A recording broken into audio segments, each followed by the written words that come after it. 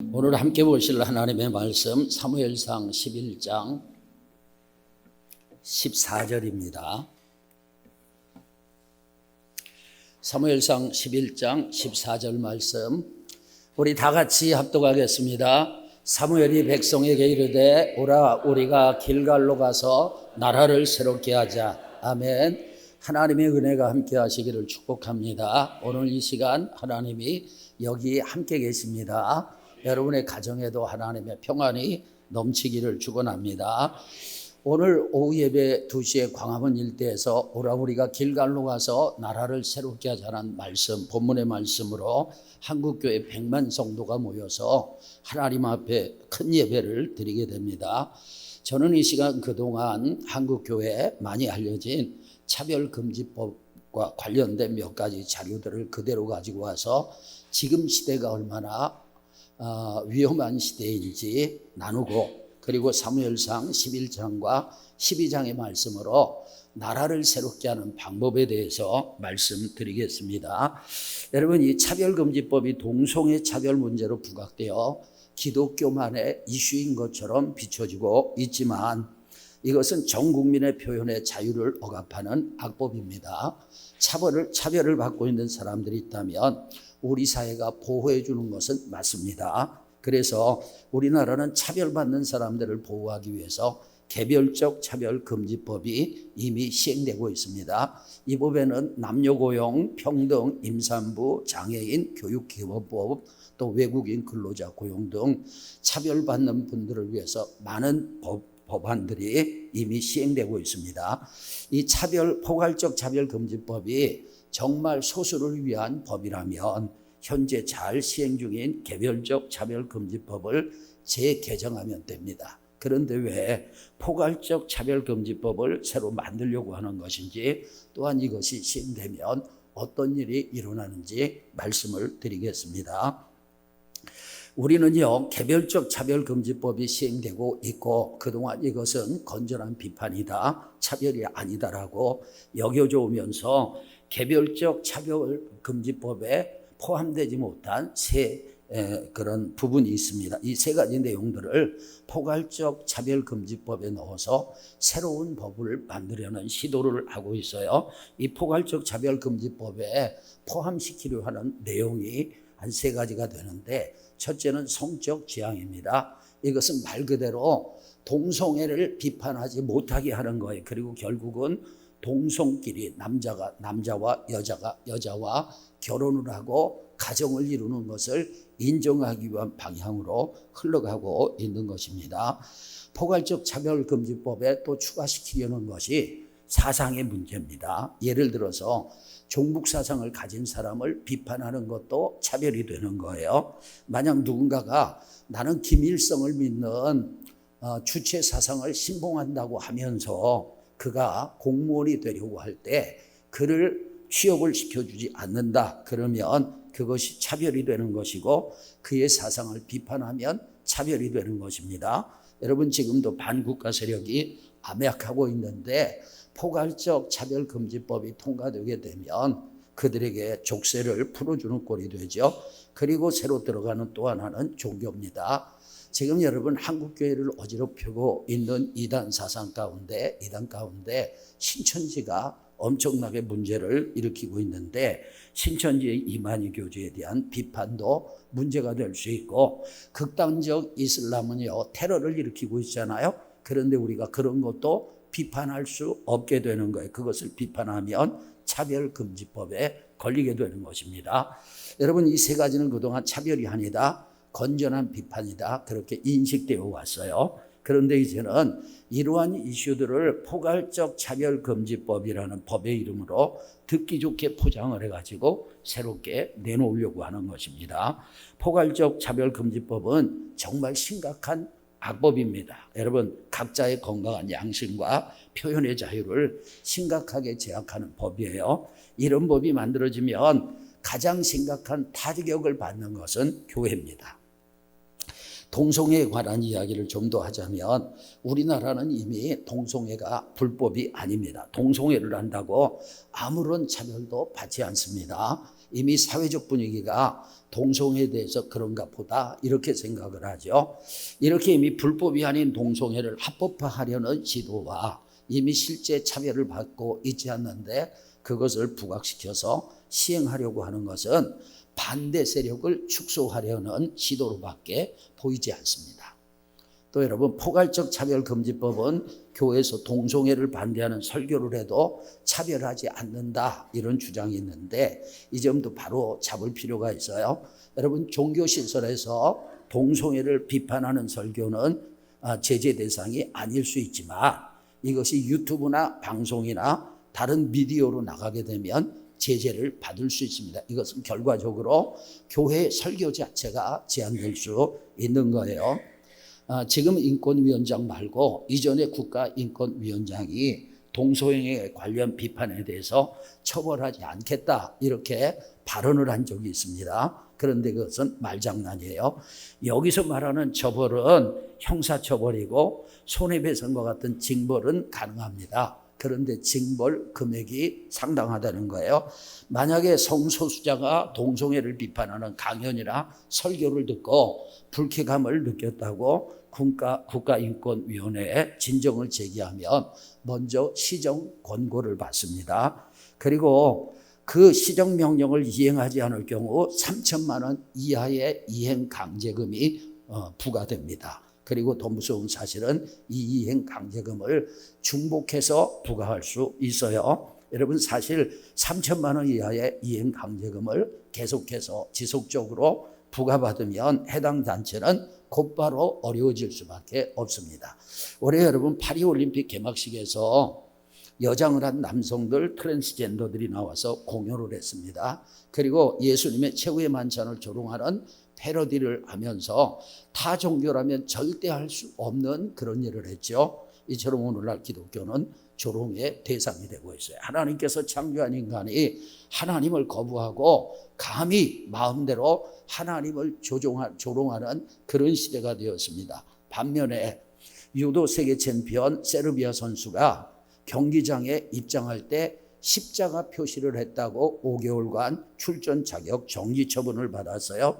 예수님을 조롱하는 것은 환호를 받고 그리고 예수님께 영광을 돌리는 것은 자격 정지 처분을 받을 만큼 우리가 사는 시대가 이런 시대라는 거예요. 여러분, 하나님을 대적하는 목소리는 들불처럼 세상을 불태우고 있고 하나님을 경외하는 사람들은 무시를 넘어 차별을 받는 그런 시대가 되었어요. 정말 심각한 것은 이런 문화가 안방까지 침투해서 우리 아이들의 눈과 마음을 더럽히고 있다는 사실이에요.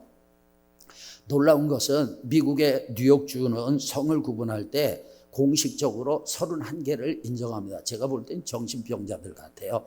성은 남성과 여성이지 무슨 31가지 성이 있습니까? 그 다음에 유동하는 성이라고 해서 아침엔 여자였다가 저녁에는 남자가 되고 심지어 나는 동물이고 싶다 그러면 동물도 될 수가 있어요.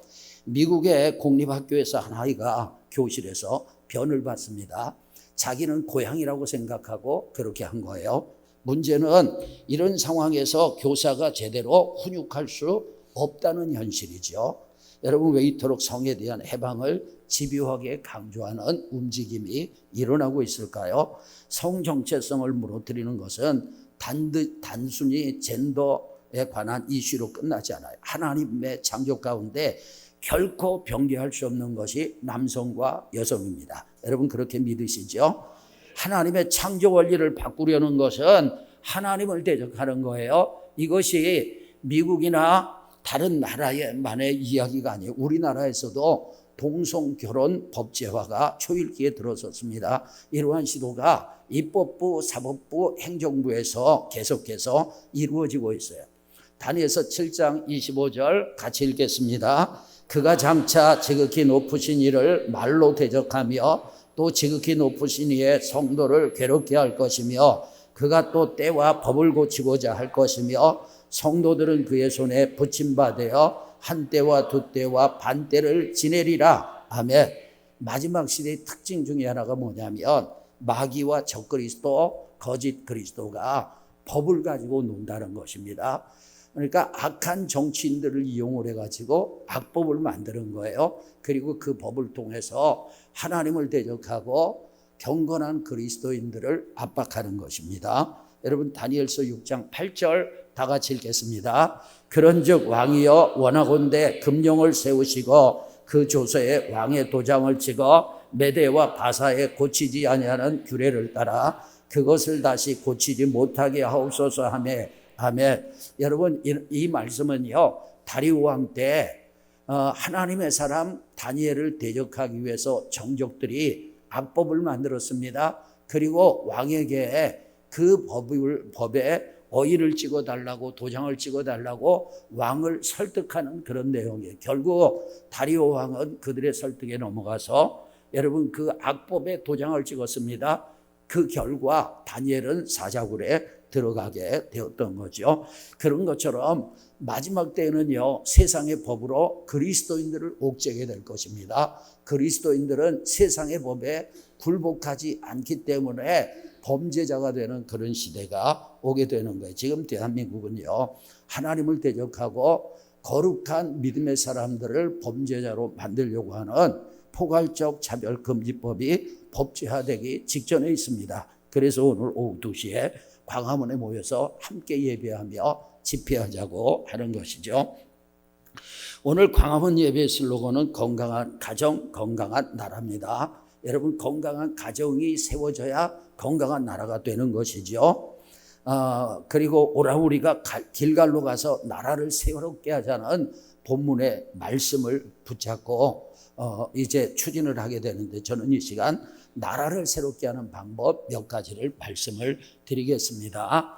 여러분 주보에 나와 있지 않지만 제일 중요한 것은 사실 복음이 편만하게 퍼지는 거예요. 대통령으로부터 모든 국민이 하나님을 믿는다면 그리고 300명의 국회의원 모두가 하나님의 복음 앞에 굴복한다면 예수님이 나를 위해 죽으시고 부활하시고 내가 예수님을 믿음으로 하나님의 자녀가 되고 하나님의 나라의 백성이 됐다는 믿음이 생긴다면 이 나라는 현세천국이 되어질 것입니다. 그리고 이제 사무엘상 11장과 12장에 나타난 나라를 새롭게 하는 방법 몇 가지 말씀드리죠. 첫째 어떻게 해요? 거룩한 모임으로 새롭게 됩니다. 여러분 본문은요 사무엘이 이스라엘 백성들에게 나라를 새롭게 하기 위해서 길갈로 오라고 하죠. 여러분 사무엘은요 거룩한 모임을 길갈에서 갖기를 원했던 것입니다. 그 모임은 하나님 앞에 예배드리는 모임이었어요. 15절에 보니까 그들은 여호와 앞에 화목제를 드렸습니다. 거룩한 성입니다. 사무엘상 7장 5절에서 6절에 보게 되면 미스바의 부흥이 나옵니다. 사무엘이 이스라엘 백성들을 미스바로 모이게 했어요. 이스라엘 백성들은 사무엘의 지도 아래 거룩한 성회로 모였습니다. 그때 블레셋이 이스라엘을 공격을 하는데 하나님께서 큰 우레를 발하게 하시고 그들을 어지럽게 하시니 이스라엘을 공격했던 블레셋이 패배하게 됩니다. 그러니까 이스라엘은 거룩한 성회를 통해서 강해졌던 거예요. 할렐루야. 느헤미야 8장 1절 다 같이 읽습니다. 일곱째 달에 이르러 모든 백성이 일제히 수문학 광장에 모여 학사 에스라에게 여호와께서 이스라엘에게 명령하신 모세의 율법책을 가져오기를 청하매 아멘. 여러분 바벨론 포로에서 돌아온 이스라엘 백성들은 성전이 무너졌습니다. 그리고 성벽도 무너졌고요. 여호와 신앙도 많이 희미해졌습니다. 그때 하나님께서 이스라엘을 새롭게 하기 위해서 사용하셨던 세 사람이 있어요. 첫째는 스룹바벨입니다. 바벨론 포로에서 1차 귀환을 할 때 스룹바벨은 리더였습니다. 그리고 그를 통해서 성전이 세워졌죠. 그 다음에 두 번째 하나님이 사용하셨던 사람이 느헤미야입니다. 바벨론 포로에서 귀환할 때 2차의 리더가 느헤미야였는데 느헤미야는 말씀으로 돌아가게 했어요. 그래서 영적인 부흥을 일으켰어요. 그 다음에 세 번째 하나님이 사용했던 사람이 느헤미야입니다. 앞에 두 번째가 느헤미야가 아니라 에스라고 세 번째가 느헤미야입니다. 느헤미야는 3차 귀환한 이스라엘 백성들의 리더였고 총리였는데 그는 무너진 예루살렘의 성벽을 52일 만에 회복시켰습니다. 느헤미야 8장 1절에서 느헤미야가 일으킨 에스라가 일으킨 영적인 대부흥의 현장이 나옵니다. 유대인들은요 수문학 광장에 모였습니다. 그들의 모임은 거룩한 성회였어요. 학사 에스라가 특별히 지은 나무 강단에 서서 율법책을 펴니 이스라엘 백성들이 일어났어요. 그리고 에스라가 하나님을 송축하니 이스라엘 백성들이 두 손을 들고 아멘 아멘으로 화답하고 그들은 엎드려 얼굴을 땅에 대고 하나님께 경배를 드렸습니다. 할렐루야. 레위 사람들은요 백성들에게 율법책 하나님의 말씀을 읽어주면서 말씀을 가르쳤어요. 깨닫게 했습니다. 그래서 백성들은 깨달았어요. 그들은 거룩한 성회로 나라를 새롭게 했습니다. 저는 광화문의 모임이 거룩한 성회가 되기를 원합니다.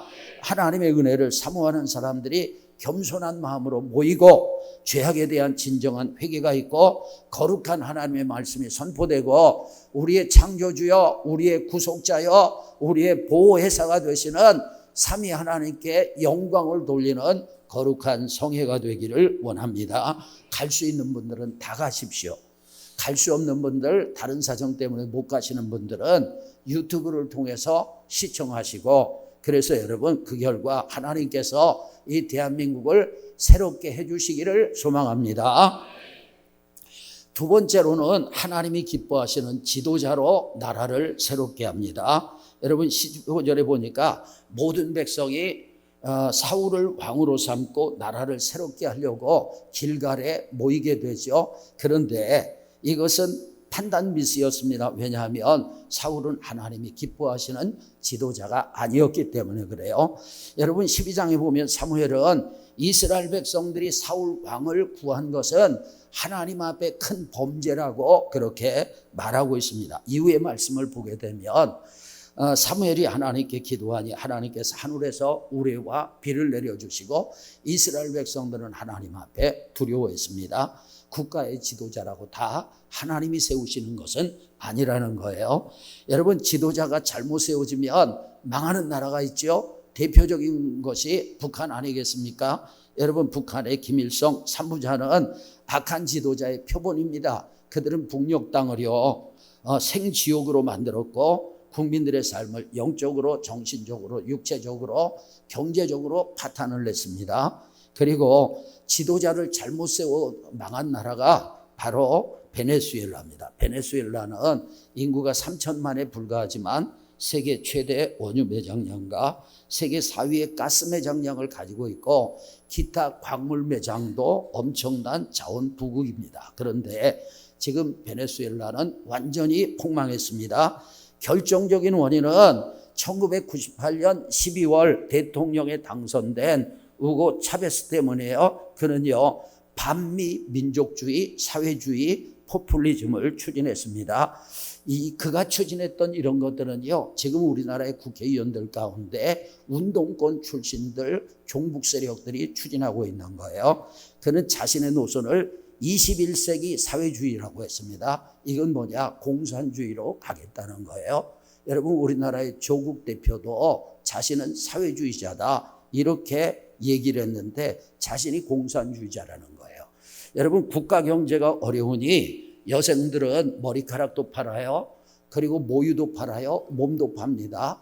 여러분 교사 출신, 변호사 출신의 여성들도 몸을 파는 지경이 됐고요. 그 단돈 7달러 우리 돈으로 10,000원도 안 되는 돈으로 몸을 파는 그런 지경이 됐어요. 지도자를 잘못 세워서 그렇습니다. 여러분 성경에 보면 지도자가 참 중요해요. 사무엘상 그 다음에 이제 12장을 보게 되면 사무엘이 자신이 하나님과 사람들 앞에서 깨끗한 지도자였음을 말합니다. 그리고 이스라엘이 어려울 때 하나님께서 모세와 아론처럼 또 사사시대는 기드온과 같은 그런 지도자들을 세워가지고 나라를 지켜주셨다 그런 얘기를 해요. 사무엘상 7장 13절에 보면 사무엘에 대한 평가가 나와요. 여러분 그 당시 이스라엘에게 가장 괴로움을 줬던 민족은 블레셋입니다. 그런데 하나님께서 블레셋을 막아주셨어요. 언제까지 막아주셨느냐? 사무엘이 사는 날 동안 막아주셨다는 거예요. 그러니까 하나님은 사무엘 때문에 이스라엘을 지켜주신 것입니다. 여러분, 하나님은 사무엘이라는 지도자 때문에 나라를 든든하게 만드신 거예요. 열왕기하 2장 12절 다 같이 읽습니다. 이스라엘의 병거와 그 마병이여 하더니, 아멘. 이 말씀은 엘리사가 엘리야에게 한 말입니다. 내 아버지여, 내 아버지여. 이 말은요, 여러분, 엘리사는 엘리야를 자신의 영적인 아버지로 생각했다는 거예요. 이스라엘의 병거와 그 마병이여. 이 말은 무슨 말입니까? 엘리야가 이스라엘의 국방이었다는 거예요. 하나님께서 엘리야 때문에 이스라엘을 지켜주셨다는 거죠. 열왕기하 13장 14절에 보니까 이스라엘 왕 요아스가 엘리사에게 하는 말입니다. 그는 엘리사의 죽음을 지켜보면서 눈물을 흘렸습니다. 그리고 내 아버지여, 내 아버지여. 엘리사가 엘리야에게 했던 고백처럼 그런 고백을 해요. 여러분, 왕이지만 그는 엘리사를 자신의 영적인 아버지로 여겼던 거예요. 이스라엘의 병거와 마병이여. 이 말이 무슨 말입니까? 당신은 우리나라의 국방이었습니다. 당신 때문에 하나님께서 이 나라 지켜주셨습니다. 그런 얘기잖아요. 여러분, 우리는 윤석열 대통령이 다윗과 같은 지도자, 요셉과 다니엘과 같은 지도자가 되도록 기도해 주시길 바랍니다. 그리고 앞으로 국가를 발전시킬 수 있는 좋은 대통령이 나오도록 기도를 하셔야 됩니다. 또 엘리야와 엘리사 같은 영적인 리더들이 한국교회에 나오도록 기도해 주시기를 바랍니다. 특히 우리나라는 국회의원들이 중요합니다. 제가 볼 때 우리나라를 가장 망치는 사람들은 국회의원입니다. 그들은 사명감이 없어요. 대부분 진영 논리에 빠져서 그들에게는 국가의 발전보다 자신의 진영이 더 중요한 것 같습니다. 여러분이 마천동의 국회의원도요, 이 동성결혼 합법화에 앞장서는 사람 중에 하나 아닙니까? 하나님이 기뻐하시는 지도자들이 세워져야 나라가 새로워지는 거예요. 그 다음에 세 번째 따라합시다. 하나님의 말씀으로 돌아가야 합니다. 여러분, 사무엘상 12장 14절 15절에 보게 되면 사무엘이 지금 무슨 얘기를 하느냐? 이스라엘 백성들이 축복을 받느냐 저주를 받느냐, 그것은 이스라엘 백성들이 여호와를 경외하느냐 그렇지 않느냐에 따라 결정된다는 거예요.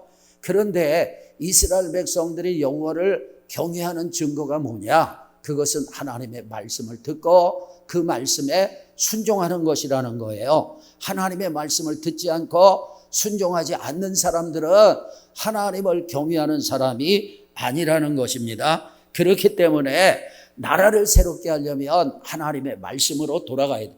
성경이 기준이 되는 나라. 아멘. 성경과 헌법이 일치하는 나라가 돼야 합니다. 여러분, 신명기 28장에 보면 축복과 저주에 관한 말씀이 나오죠. 축복과 저주를 결정짓는 중요한 요소는 하나님의 말씀에 대한 이스라엘의 반응이에요. 여러분, 신명기 28장 1절에 보니까 이스라엘이 세계 모든 민족 위에 뛰어난 이름을 갖는 민족적인 축복, 국가적인 축복을 받을 수 있는 비결이 나오는데 여호와의 말씀을 삼가 듣고 하나님의 모든 명령을 지켜 행하는 것입니다. 아멘. 말씀대로 사는 것, 말씀으로 돌아가는 것, 그것이 나라를 부강하게 하고 새롭게 하는 것이라는 거예요. 반면에 신명기 18장 15절 다 같이 읽습니다. 내가 만일 내 하나님 여호와의 말씀을 순종하지 아니하여 내가 오늘 내게 명령하는 그의 모든 명령과 규례를 지켜 행하지 아니하면 이 모든 저주가 내게 임하며 내게 이를 것이니. 아멘. 여러분, 신명기 28장에는요 어마어마한 저주들이 나와요. 그 가운데 땅의 저주, 국가의 저주, 민족의 저주가 나옵니다. 그런데 여러분, 이스라엘 백성들이 저주받을 수밖에 없는 이유는 뭐냐? 하나님의 말씀을 버리는 거예요. 하나님의 말씀을 떠나는 거예요. 그러니까 우리 대한민국은 하나님의 말씀으로 돌아가야 될 줄로 믿습니다. 대한민국은 포괄적 차별금지법으로 하나님의 말씀을 대적하려고 합니다. 우리는 하나님의 나라에, 이 나라에 하나님의 눈으로 볼 때 불법이 합법이 되는 일을 막아서야 하는 거예요. 그러기 위해서 오늘 오후에 한국교회는 광화문에 모이는 것입니다. 광화문에서 우리는 그동안 하나님의 말씀을 버린 것을 회개해야 합니다. 그리고 우리는 하나님의 말씀으로 돌아가야 합니다. 하나님의 말씀이 기준이 되는 나라가 될 때 진정으로 나라가 새로워지는 거예요. 네 번째는 따라합시다. 기도로 새로워집니다. 여러분 사무엘상 12장 8절에 보니까 야곱이 애굽에 들어간 후에 너희 조상들이 여호와께 뭐하였으며 부르짖었으며, 여러분 사무엘 선지자는요 이스라엘 백성들이 출애굽을 하게 된 배경 가운데 하나님 앞에 부르짖었던 백성들의 기도가 있었다는 거예요. 여러분 출애굽은요 우리의 구원을 보여주는 것으로 전적인 하나님의 은혜예요. 그런데 그 구원의 은혜가 임할 때 하나님께서 이스라엘의 기도를 사용하셨다는 거예요. 사무엘상 12장 10절은요 여러분 사사시대의 이스라엘 백성들이 괴로움을 받을 때 첫 줄에 보니까 백성이 여호와께 부르짖어 이르되 그랬어요. 하나님 앞에 기도했던 거예요. 여러분 그때 하나님께서 기드온과 같은 사사, 삼손과 같은 사사들을 세워주셔서 이스라엘을 구원해 주신 거예요. 그러니까 사사시대의 이스라엘 백성들이 고통을 당했던 것은 하나님을 버리고 우상 숭배했기 때문인데 그들이 회개하고 하나님을 찾으니 하나님 앞에 기도하니 하나님이 도와주셨어요. 이스라엘의 구원을 위해서 하나님은 이스라엘의 기도를 사용하셨어요. 여러분 교회의 기도가 살아나면 성도들의 신앙이 살아납니다. 성도들의 신앙이 살아날 때 나라가 새롭게 되는 것 믿으시길 바랍니다. 안타까운 것은 우리 시대의 대한민국의 교회들은 기도의 줄을 놓고 있습니다. 여러분 그 결과 구국기도가 사라지고 있어요. 나라를 위한 기도가 사라지고 있어요. 인간적인 눈으로 볼 때 교회가 나라를 위해서 기도하는 것이 뭐가 그렇게 큰일이냐 이렇게 생각할 수 있지만 하나님 나라의 원리로 보게 되면 엄청난 일이 일어나고 있는 거예요. 마태복음 18장에 보니까 여러분 우리가 기도하기 위해서 두세 사람이 모여요. 거기에 하나님께서 함께 하십니다. 아멘. 그리고 우리가 기도할 때 땅에서 무엇이든 매면 하늘에서도 매이게 되고 땅에서 무엇이든지 풀면 하늘에서도 풀리게 되는 거예요. 이게 무슨 말이냐? 우리의 기도로 하늘이 움직여진다는 거예요. 아멘. 야고보서 5장에 나온 엘리야의 기도처럼 땅에서 기도하니 하늘이 열리고 하늘이 비를 주고 땅이 열매를 맺어요. 먼저 땅에서 기도하는 거예요. 그 다음에 하늘이 열리는 거예요. 그리고 하늘이 비를 주니 땅에서 열매를 맺게 되는 것입니다. 아멘. 그러므로 우리는 기도로 나라를 새롭게 해야 합니다. 우리는 구국기도의 용사들이 되어야 하는 것입니다. 오늘은 오라 우리가 길갈로 가서 나라를 새롭게 하자는 본문을 가지고 나라를 새롭게 하는 방법 몇 가지를 나눴어요. 먼저 여러분 이 주보에는 없지만 복음이 중요한 것입니다. 그래서 열심히 전도하고 열심히 복음을 전해야 될 줄로 믿습니다. 그리고 준비한 대지는 첫째 거룩한 모임으로 여러분 광화문에 사람이 많이 모여서 우리의 세를 과시하자 그걸로 안 되는 거예요. 거룩한 모임이 돼야 되는 거예요. 두 번째 하나님이 기뻐하시는 지도자들이 세워져야 합니다. 세 번째 하나님의 말씀으로 돌아가야 합니다. 네 번째 기도로 국가가 거룩해지는 거예요. 저와 여러분 기도의 용사가 됩시다. 이제 마지막으로 제가 온누리교회 이재훈 목사님의 광화문 집회에 대한 메시지를 좀 나누도록 하겠습니다. 독일의 복음주의 신학자였던 피터 바우어하우스 박사는 우리가 경계해야 할 세 가지 혁명에 대해서 말했는데 첫째는 프랑스 혁명, 그 다음 볼셰비키 혁명, 이게 공산주의 혁명이죠. 세 번째 성혁명을 말하고 있는데 첫째와 두 번째로는요 정치와 경제에 관한 문제라면 성혁명은 하나님의 질서를 정면으로 거부함으로써 인간 사회의 붕괴를 가져오는 혁명입니다. 이 성혁명이 지금 우리 시대에 일어나고 있는 거예요. 여러분 이 젠더 이데올로기는 성혁명의 중요한 무기로 사용되었고 이미 사회 곳곳에 스며들어 왔습니다. 이러한 이데올로기가 법제화될 경우 사회는 돌이킬 수 없는 국면에 접어들게 됩니다. 유럽과 북미의 사례가 그러합니다.